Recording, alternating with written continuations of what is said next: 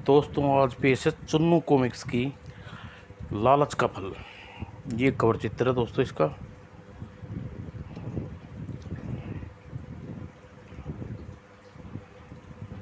शुरू करते हैं। सोनपुर गांव में दीनू नाम का एक किसान रहता था। घर में उसकी पत्नी बेला, बेटी चंपा के अलावा विधवा बहन सुनंदा और उसकी बेटी मालती भी थी। दीनू की पत्नी बेला बड़ी दुष्ट प्रवृत्ति की थी। सुनंदा और उसकी बेटी को फूटी आंख न सुहाती थी। न जाने कौन सा मनुष्य दिन था जिस दिन दोनों हूरों को मुझे छुटकारा मिलेगा। अरे भगवान, इन्हें क्यों कोस रही है? यह वैसे भी किस्मत की मारी है। बेला की बेटी की बात बात पर मालती मारती रहती थी। खबरदार, जो तूने कोई चीज़ छुई तो हाथ तोड़ दूंगी तेरा। जबकि सुनंदा और उसकी बेटी घर का चौका बर्तन से लेकर खाना बनाने तक का काम करती थी। अचानक एक दिन किसान की मृत्यु हो गई। हे भगवान, ये दोनों माँ बेटी मेरे आदमी को खा गई। अपने भाई के मरने के दुख में सुनंदा को बहुत दुख था। हमारे भाग्य में फूट गए। बेटी, तेरा मामा एक ही सहारा था, वह भी भगवान ने छीन लिया। यह भी हमारी फूटी किस्मत का दोष है। माँ, तू ठीक कहती है बेटी। अगर हमारी किस्मत फूटी ना होती तो तेरे बापू हमें दुनिया में छोड़कर अकेला क्यों जाते? मत रो माँ, भगवान भी रूठ जाता है। कुछ दिन बाद दुष्ट बेला ने दोनों माँ बेटी को घर से निकाल दिया। निकल जाओ घर से, फिर कभी लौट कर मत आना। पाँव मत रखना वरना टांगे तोड़कर रख दूंगी, मनूस कहीं की। घर से निकलने के बाद अब हम कहाँ जाएंगी माँ? रो नहीं मेरी बच्ची, भगवान के भरोसा रख। वह ज़रूर ही कोई ना कोई हमारी लिए रहने का ठिकाना देखेगा। और दोनों माँ बेटी जब गांव से बाहर पहुंचे तो उन्हें एक खाली झोपड़ी दिखाई दी। अरे वह देखो, कोई झोपड़ी मालूम पड़ती है। और तभी ज़ोरदार बारिश शुरू हो गई। चल उस झोपड़ी में घुस जा। अरे यह तो पानी आ रहा है माँ, जल्दी भीग वरना भीग जाएंगे। दोनों बारिश के बचने के लिए तेज़ी से दौड़कर उस झोपड़ी में घुस गए। अरे यह तो बिल्कुल खाली है, क्यों ना हम यहीं रह जाएं माँ? ठीक कहती है, जब तक कोई ना आता हो यहीं रहेंगे। और उस झोपड़ी में रहने लगी। वे दिन भर चक्के पर सूरत काटता करती और अपना गुजारा करती। खाना बन जाने के बाद माँ बेटी खाना खा ले। दोनों माँ बेटी एक साथ खाना खाने बैठ गई। बेटी, तेरी यह उम्र खाने खेलने की है, लेकिन तू जितना काम करती है मुझे उतना बड़ा दुख होता है। दुख कैसा माँ?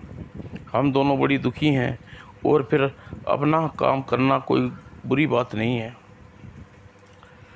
और इतना ही नहीं, काम करने के बाद मालती रोज़ नियम था कि रात को पढ़ाई करती थी। और एक दिन सुबह मालती चरखा में सूत काटने लग बैठी थी। अचानक हवा का एक झोंका आया और रुई का गोला उड़ गया। अरे यह पवन देव मेरी सारी रुई क्यों उड़ा ले जा रहा है?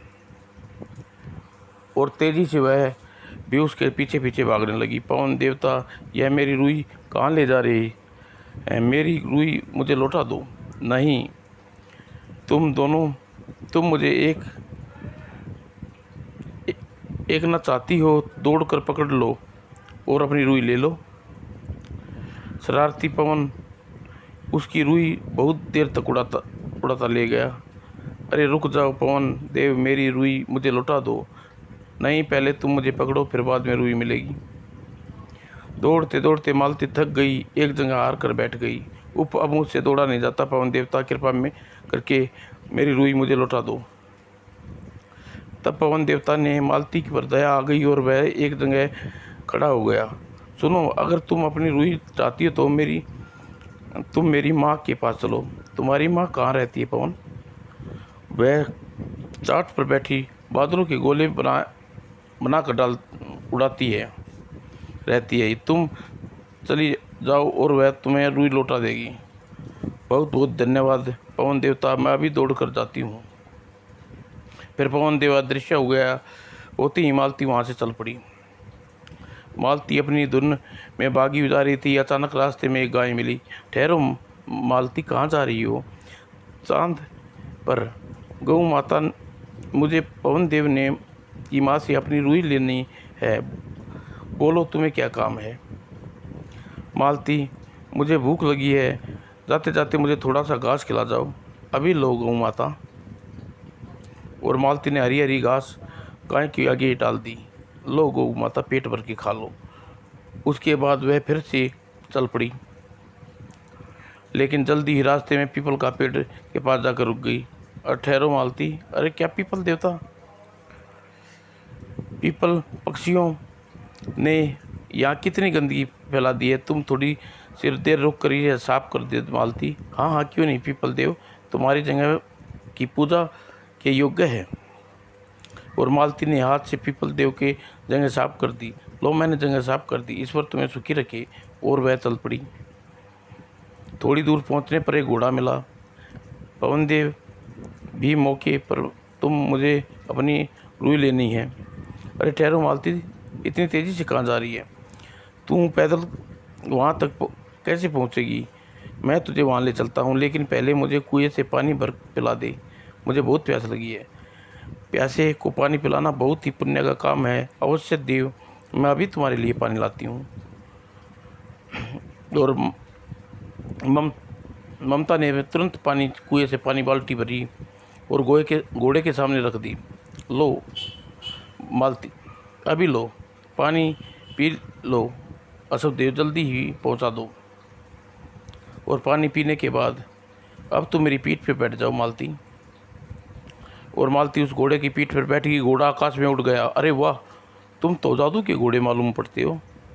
थोड़ी देर बाद में घोड़ा मालती को चांद पर बुढ़िया के पास पहुंचा दिया और एक विचित्र सी चरखे पर बादलों के गोले बना कर उड़ा रही थी।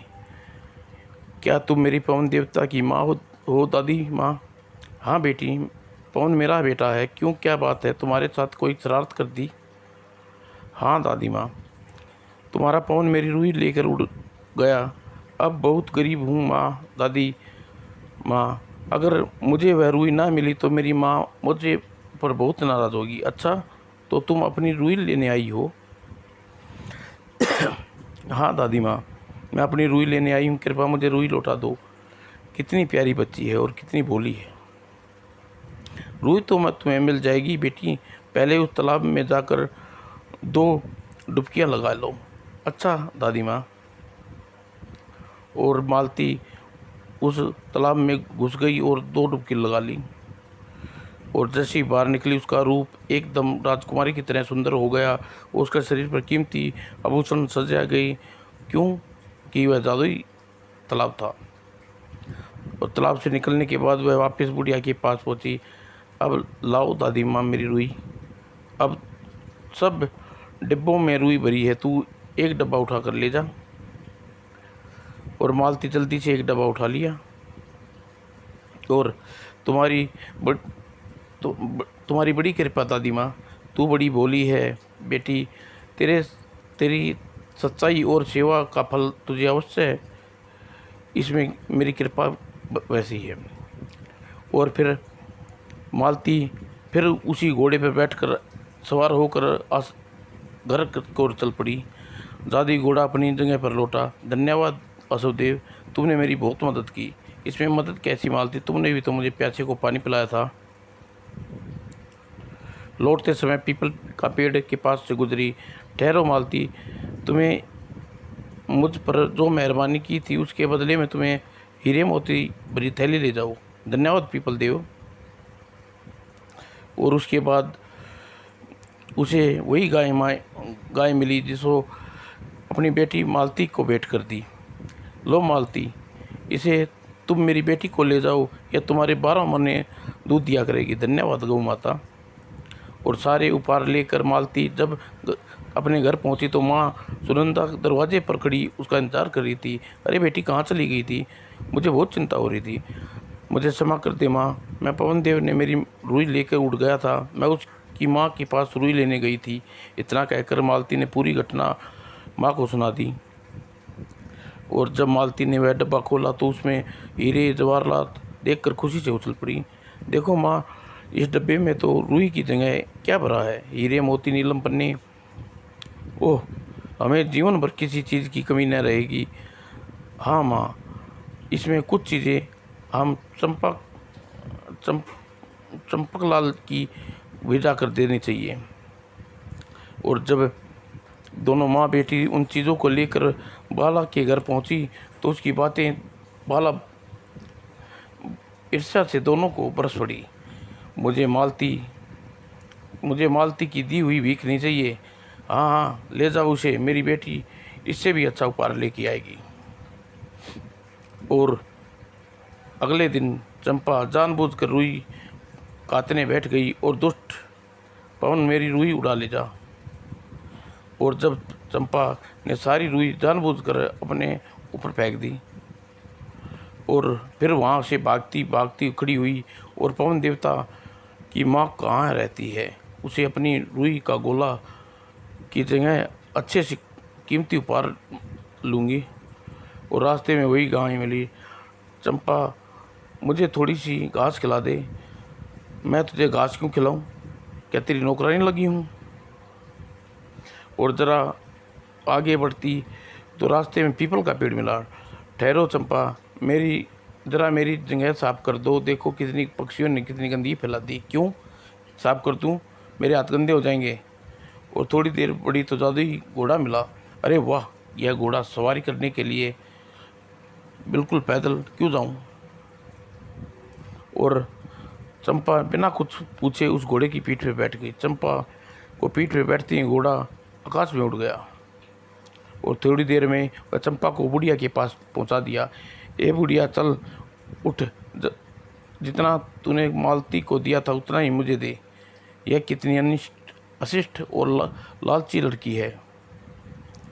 जल्दी कर, इतनी देर क्यों लगा रही है? ठीक है, पहले तुम तालाब में जाकर डुबकी लगा लो, फिर एक डुबकी लगाना। और फिर उसने तालाब में जैसे ही डुबकी लगाई तो वाह, सुंदर राजकुमारी बन गई। अगर एक डुबकी में और लगा लूँ तो मालती से भी ज़्यादा सुंदर बन जाऊंगी।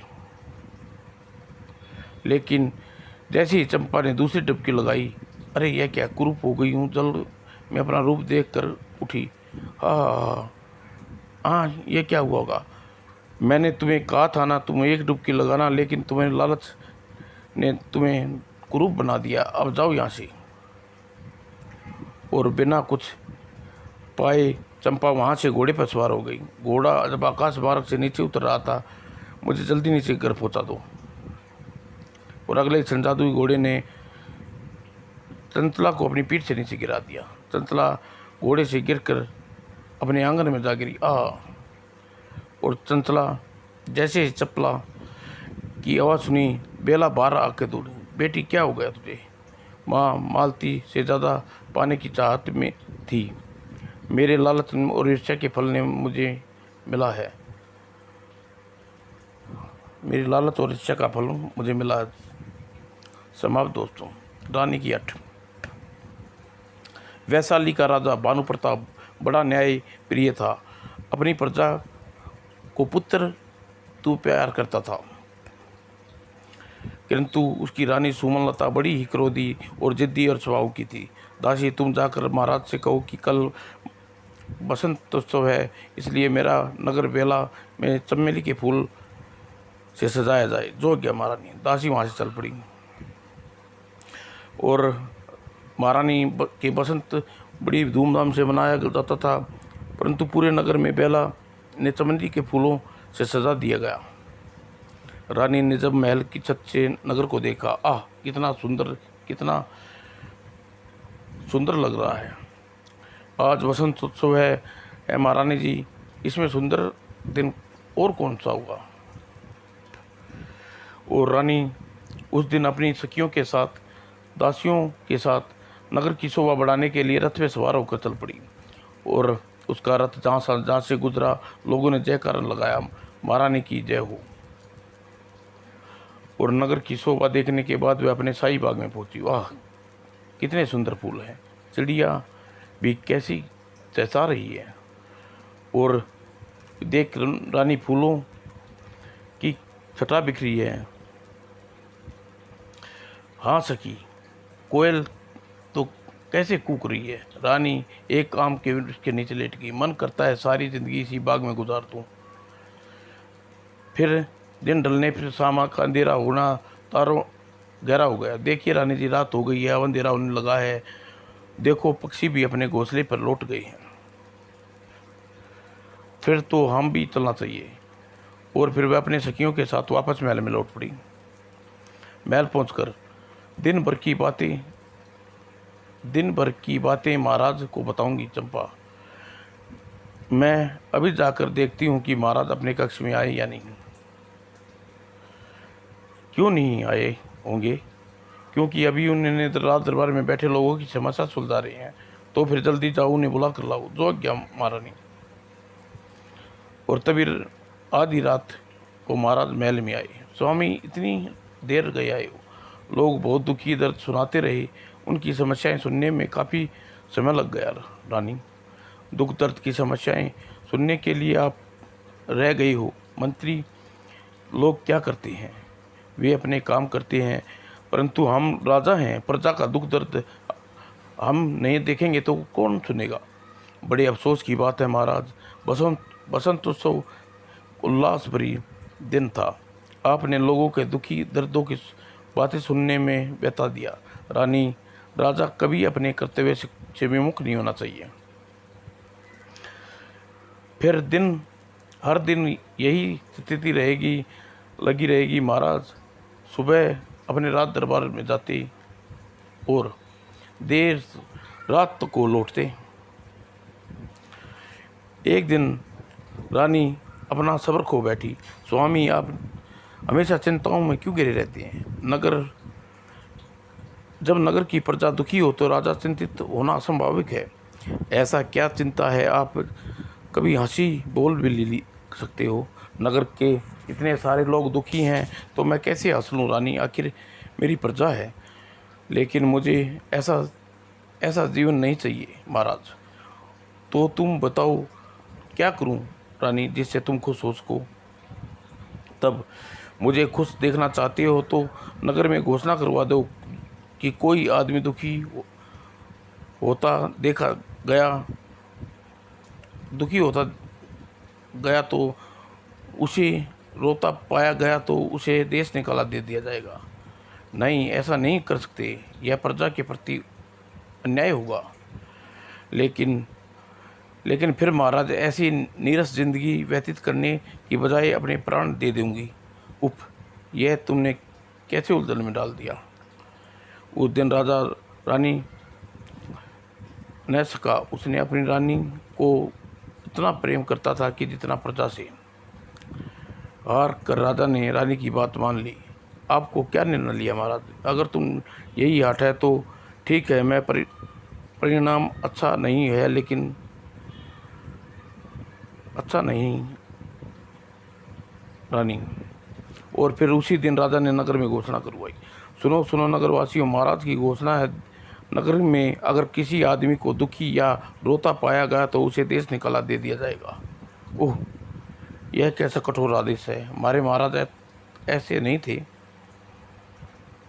और इस घोषणा पर नगर की तरह पूरी चर्चा होने लगी। नहीं, ऐसा नहीं हो सकता। यह हमारे साथ अन्याय है। महाराज इतने कठोर हो गए हैं, मुझे विश्वास नहीं होता। घोषणा हो जाने के बाद विश्वास और अविश्वास का प्रश्न ही नहीं उठता। दुख आंसुओं को कहीं एकमात्र सहारा होता है आदमी का। तो क्या महाराज हमारा जन्मजात अधिकार भी हमसे छीन लेना चाहता है? घोषणा के बाद प्रतिदिन राजमहल में उत्सवपन करने अपराध के कोई लोग महाराज के दरबार में पेश किए। महाराज क्षमा करें, मेरा बच्चा इतना बीमार है कि मैं चाहकर भी अपने आंसू रोक नहीं सकती। एक माँ, मेरी ममता इतनी कठोर नहीं हो सकती। मुझे तुमसे पूरी हमदर्दी है बहन, पर राजा का कानून है, मजबूरी में तुम्हें देश निकालना भुगतना पड़ेगा।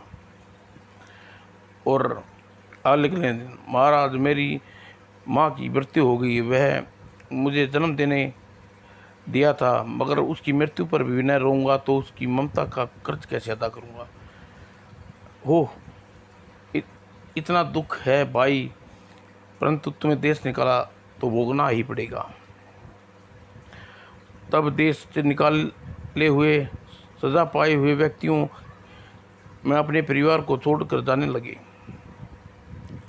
राजा अब अपने महल की छत पर आने जाते देखता रहा। उफ, मैंने कितने सारे लोगों को देश निकाला दे दिया है। लोग सब नगर छोड़कर चले गए। अच्छा है, कोई दुखी व्यक्ति तो यहाँ नहीं रहेगा, इसमें बुराई क्या है। अगर इसी तरह लोग नगर छोड़कर जाते रहे तो जल्द ही यह नगर वीरान हो जाएगा। अच्छा, या आपको प्रजा की चिंताएं से तो मुक्ति मिल जाएगी। उफ, तुम अपना हट पूरा करने के लिए कितना बड़ा अनर्थ कर रही हो रानी। और फिर 1 वर्ष बीत जाने पर रानी ने एक पुत्र को जन्म दिया। महाराज बधाई हो, महारानी पुत्र को जन्म दिया है, रत्न की इज्जत प्राप्त हुई है। ओह, एक पुत्र प्राप्त हुआ है, मुझे क्या खुशी होगी दासी, जबकि हमारे हजारों पुत्र अपना घर छोड़कर चले गए हैं। फिर भी खुशी या शुभ समाचार पाकर फिर बसंत ऋतु आई, लेकिन इस बार नगर में फूलों के नहीं सजाया गया। उप, इस वर्ष का बसंत उत्सव कितना फीका है लग रहा है रानी। नगर सजाया गया, न ही लोग मन में खुशी है। तुम ठीक कहती हो सकी रानी। एक हट ने सारे नगर को उजाड़ दिया। रानी रोगग्रस्त पुत्र की चिंता में डूबी हुई थी और ताजे फूलों का गुलदस्ता लिए रानी के कक्ष में दाखिल हुई। रानी जी, बाग के देखिए, यह सुंदर फूल की हैं। मुझे फूल क्या किसी चीज़ में भी देखने की फुर्सत नहीं है। मेरा बेटा अच्छा हो जाए फिर देख लूँगी। तभी जल्दी से अच्छा हो जा बेटा, तेरे बिना उत्सव अच्छा नहीं लग रहा। अरे देखिए, आपके राजकुमार के मुख से मुस्कुराहट क्यों जा रही है रानी जी। रानी जब अपना हाथ उसके माथे पर रखा तो घबरा गई। अरे, इसका बदन तो बिल्कुल ठंडा पड़ा है। तू जल्दी जाकर महाराज जी को वैद्य को बुला ला। अभी गई महारानी और लाजो तेजी से वैद्य को बुलाने दौड़ पड़ी। राजकुमारी बीमारी की खबर पाकर वैद्य तुरंत आया। राजकुमारी, क्या हुआ महारानी जी? देखिए, इसका बदन ठंडा पड़ा है, मुख से मुस्कुराता जा रहा है। राजवैद्य जब राजकुमार को देखा तो एकदम उदास हो गई। आपने मुझे बुलाने में देर कर दी महारानी। नहीं, मेरा बेटा मुझे छोड़कर नहीं जा सकता। तभी महाराज भानु प्रताप भी वहाँ पहुँचे। महाराज, मेरा बेटा। लेकिन अगले ही क्षण उसने रानी को अपने राज दरबार में पेशकश करने के लिए सैनिक को हुक्म दिया। सैनिक महारानी को हमारे राज दरबार में पेश किया जाए। जो गया महाराज। और थोड़ी देर बाद रानी राज दरबार में प्रवेश किया। हमें शिकायत मिली है कि रानी, तुमने राजकुमार की मृत्यु पर रोकर राजज्ञा का उल्लंघन किया है। क्या यह सच है? जी महाराज, सच है। तो फिर तुम्हें देश निकाला दिया जाता है। लेकिन मैं रानी हूँ महाराज। कानून की नज़र में कोई राजा कोई रानी नहीं, तुम्हें सब बराबर के हैं। कानून बनाने वाला उससे बच नहीं सकता, अतः तुम देश निकाला भुगतना होगा। जो गया महाराज। और रानी उसी समय रानी राजमहल छोड़ दिया और चलते चलते जंगल में पहुंची। चारों ओर अंधेरा छुआ हुआ था और जंगली जानवर मुझे मारकर खा जाएंगे। कुछ दूरी पर रोशनी दिखाई दी। अरे, यह रोशनी कैसी? कोई रहता है, चलो देखती हूँ, आज की रात गुजार लूँ। और जब वहाँ पहुंची तो एक बस्ती देखकर आश्चर्यचकित हुई। अरे तुम अपनी महारानी जी, उन्हें देश निकाला दिया है, यहाँ कैसे पहुंची? मैं अब महारानी नहीं हूँ, मैं भी महाराज के देश निकाल दिया है। क्यों आपने अपराध क्या किया है महारानी? महाराज ने आपको सजा दी। वह अपराध जो आप लोगों ने किया था, पुत्र की मृत्यु पर आंसू नहीं बहाने से रोक सकी। फिर तो महाराज सचमुच न्यायप्रिय हैं, हमें अपने महाराज पर गर्व है। तुम लोग सच कहते हो, वह सचमुच न्यायप्रिय हैं, अपनी प्रजा को चाहने वाले हैं। लेकिन मुझे अपनी भूल का एहसास हो गया है, अब तुम लोग मुझे माफ़ कर दो। आप कैसी बातें कर रही हैं? आप भी तो हमारे लिए महारानी, अब हम सब आपके बच्चे हैं। तो फिर मुझे भी तुम लोगों के दुख बांटने चाहिए। मौका दो बच्चों, ताकि मैं मेरी भूल का पश्चाताप कर सकूं। और फिर रानी बस्ती में रहकर लोगों के दुख दर्द बांटने लगी, बच्चों को, बूढ़ों को निर्वाह सेवा करने लगी। महारानी जी, आप रात भर जागी हैं, आप थोड़ा आराम कर लीजिए, हम लोग इनके पास बैठते हैं। ठीक है, यह बालक ठीक नहीं हो जाएगा जब तक यहीं से हटूंगी नहीं। और उसने बस्ती के बच्चों को लिए सुंदर पोशाकें सिलनी शुरू कर दी। ऐसे सुंदर कपड़े पहनने पहले कभी नहीं पहने रानी माँ। बहुत मुझे खुशी है कि तुम मेरे कपड़े पसंद आई।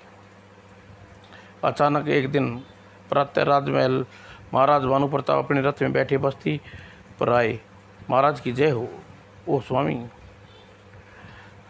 तब राजा अपने रथ से नीचे उतरे। कहो रानी, तुम खुश तो हो? हाँ, बहुत खुश हूँ महाराज। इन बच्चों ने अपना मुन्ना वापस मिल गया है, और ये इन लोगों का दुख दर्द भी मोल जान गई हूँ। सच्चा दुख दूसरों का दुख बांटने में है। सच तो फिर हम लोग नगर लौट चलो, अपनी प्रजा को वापस ले जाना आए हैं। महाराज की जय हो। और तब रानी देश निकाला भुगतने की वाले लोग और सब खुशी खुशी नगर लौट आए। समाप्त दोस्तों, बहुत बढ़िया थी।